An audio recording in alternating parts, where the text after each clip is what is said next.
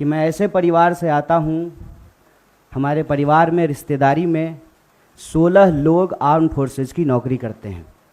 मैं ऐसे परिवार से आता हूँ जिसको शहीद का परिवार कहा जाता है।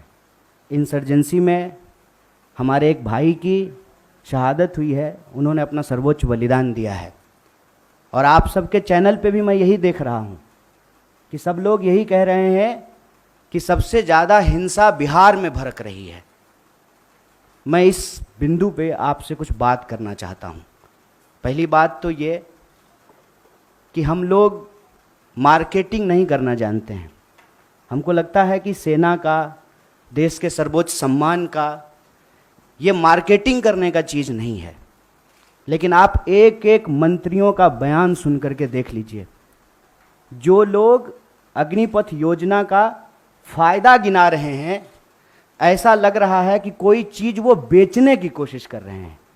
जैसे सेल्समैन की भाषा होती है ना, वाह मेगा बम्पर ऑफर चल रहा है, आपको 20 लाख रुपया भी मिल जाएगा, 4 साल में आप रिटायर भी हो जाएंगे, फिर आपको रिजर्वेशन भी मिल जाएगा। इस भाषा की मानसिकता को समझने का प्रयास कीजिए।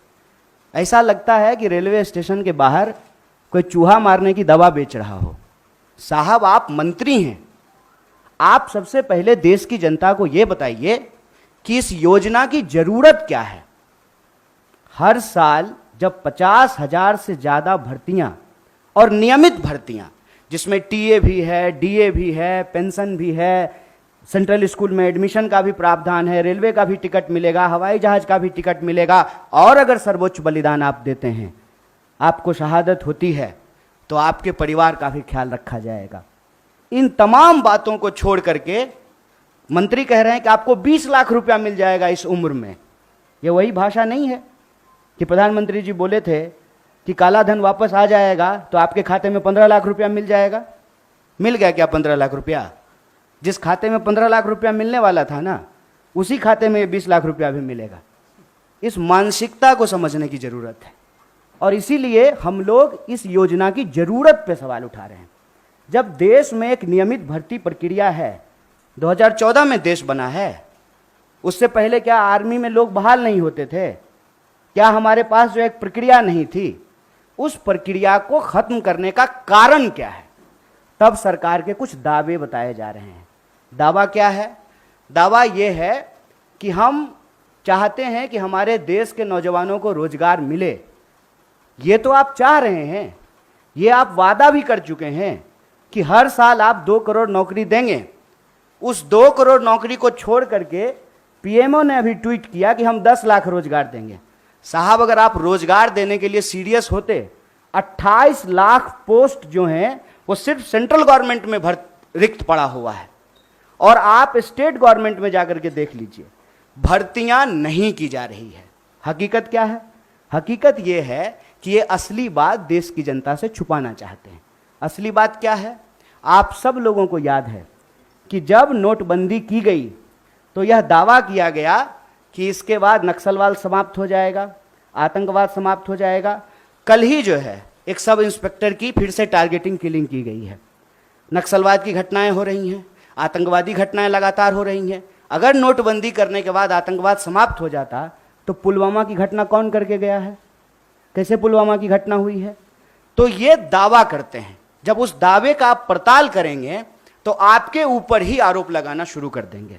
एक व्हाट्सएप मैसेज घूम रहा है जिसमें कहा जा रहा है कि जिस भी योजना का कांग्रेस विरोध कर रही हो, ऐसा आप मान लीजिए कि वो योजना सही है। कांग्रेस के विरोध करने से आप चलते हैं? आप सत्ता में बैठे हुए मोदी जी, आपके ऊपर देश की जनता ने भरोसा किया है। विपक्ष के भड़काने से लोग भड़क जाते, विपक्ष की कही हुई बात लोग मान लेते, तो प्रधानमंत्री मोदी जी होते। इस देश के लोगों ने मोदी जी के ऊपर भरोसा किया, और मैं याद दिलाना चाहता हूं कि ये वही नौजवान हैं। ये उस वक्त हिंसा नहीं किए जब इनके माँ बाप हजारों किलोमीटर पैदल चल करके अपने घर गए। ये वही नौजवान हैं, ये तब भी हिंसा नहीं किए जब उनके परिवार को ऑक्सीजन नहीं मिल रहा था और वो तरप तरप करके जान दे रहे थे। ये तब भी हिंसा नहीं किए जब आपने हर साल 2 करोड़ नौकरी नहीं दी। मैं देश की सरकार से, भारतीय राष्ट्रीय कांग्रेस की तरफ से यह अपील करना चाहता हूं कि ये कोना कोना कौन कोना सोतली पुतोह कोना खेलना बंद कीजिए। आप हकीकत में बताइए कि रियलिटी क्या है। क्या आपने विपक्ष को पूछा कि हम कोई योजना ला रहे हैं? आपने कोई पार्लियामेंट्री कमेटी की मीटिंग की? या आपने नौजवानों को पूछा कि हम आपका भलाई करना चाहते हैं किसानों की तरह, और नौजवान कहते हैं कि हमको ये भलाई नहीं चाहिए? इस मनोदशा को समझिए साहब। हम ऐसे गांव से आते हैं, ऐसे इलाके से आते हैं, कोई ऐसा साल नहीं गुजरता है साहब कि हमारे इलाके में कोई शहादत ना हुई हो। हमारे इलाके में लोगों के पास महज नौकरी नहीं है सेना, हम जानते हैं इस बात को। जब किसी परिवार में किसी बच्चे को सेना की नौकरी मिलती है, पूरे इलाके में उनका सम्मान होता है। और दुख के साथ साथ जब एक पार्थिव शरीर गांव आता है, आंखों में आंसू होने के बावजूद उस इलाके का सीना गर्व से चौड़ा हो जाता है कि हमारे बच्चे ने जो है देश के लिए सर्वोच्च सम्मान दिया है। सेना का सवाल देश की सुरक्षा का सवाल है। आप इसको मजाक मत बनाइए।